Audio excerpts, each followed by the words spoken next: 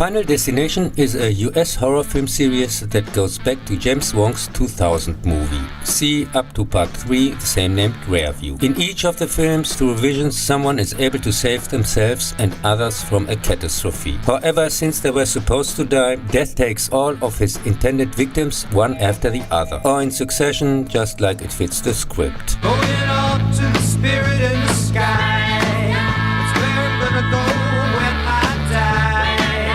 When I die and the name of to rest, I'm gonna go to the place that's the best. In 2009, in The Final Destination by David R. Ellis, who also made part 2, lovers Nick and Laurie escape a catastrophic accident on the racetrack, thanks to a vision from Nick. Shortly afterwards, however, several people from Nick's vision die violent deaths, and during research they came across reports of a death list that can be interrupted if one escapes death often enough.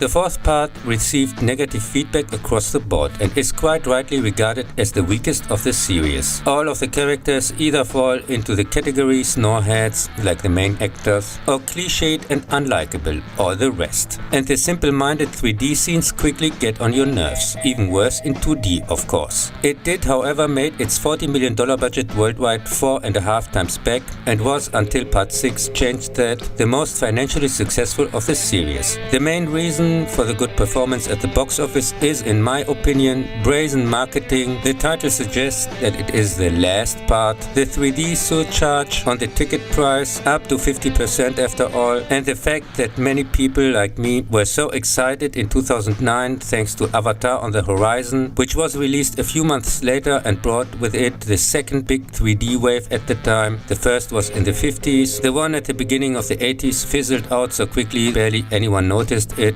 Initially went to quite a few 3D films, especially R-rated horror, as it was rare just for the effect.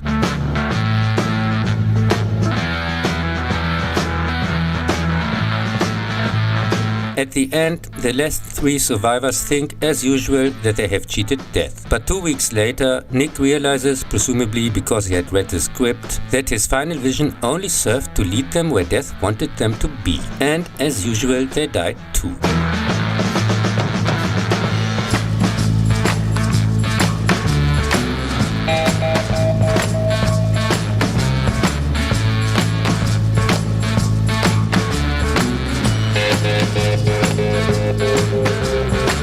Prepare yourself, you know it's a must.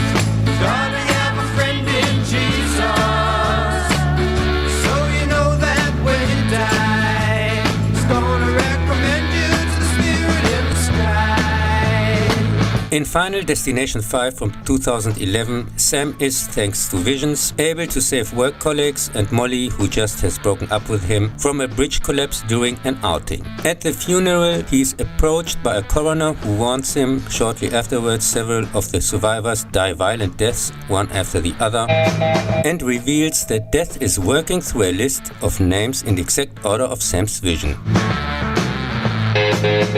But it is possible to break the chain by killing another person, huh? You then get credit for his lifetime or what? Of course, this leads to some murder and manslaughter. So you know that when you die, he's gonna recommend you to the spirit in the sky. Won't recommend you to the spirit in the sky. That's where you're gonna go when you die. When you die and you lay you to rest, you're gonna go to the place that's the best.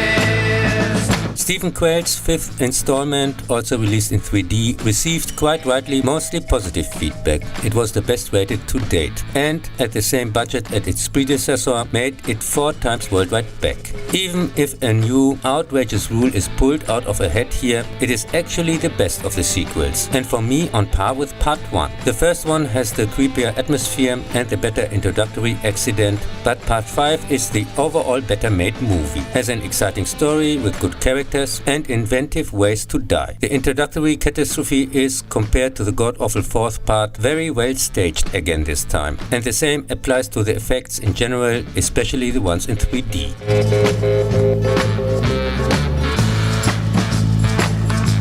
At the end, Sam and Molly board a plane to Paris, which turns out to be flight 180 from the first movie, making this part a prequel. Its crash also kills the third survivor who never boarded it.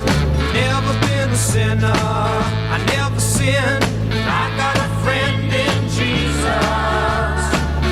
So you know that when I die, He's gonna set me up with the Spirit in the sky. 2025 in Final Destination Bloodlines, college student Stephanie has a dark premonition of a fatal accident that dates back to a construction accident in 1968, in which her grandmother Iris once cheated death. She learns from her, now completely isolated, that she prevented the disaster at the time thanks to a vision by warning the people the restaurant never opened.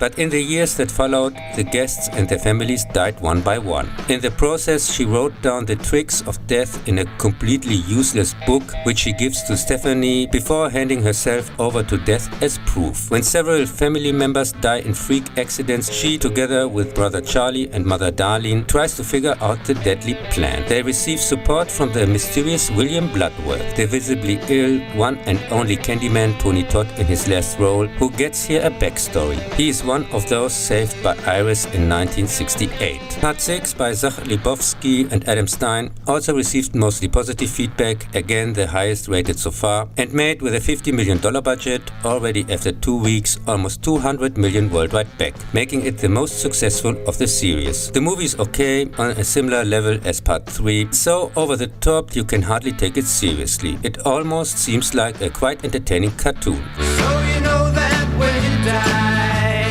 gonna recommend you to the Spirit in the sky. Won't recommend you to the Spirit in the sky. That's where you're gonna go when you die. When you die and you lay you to rest, you're gonna go to the place that's the best. Won't set me up with the Spirit in the sky. That's where I'm gonna go when I die. When I die and you lay me to rest, I'm gonna go to the place that's the best.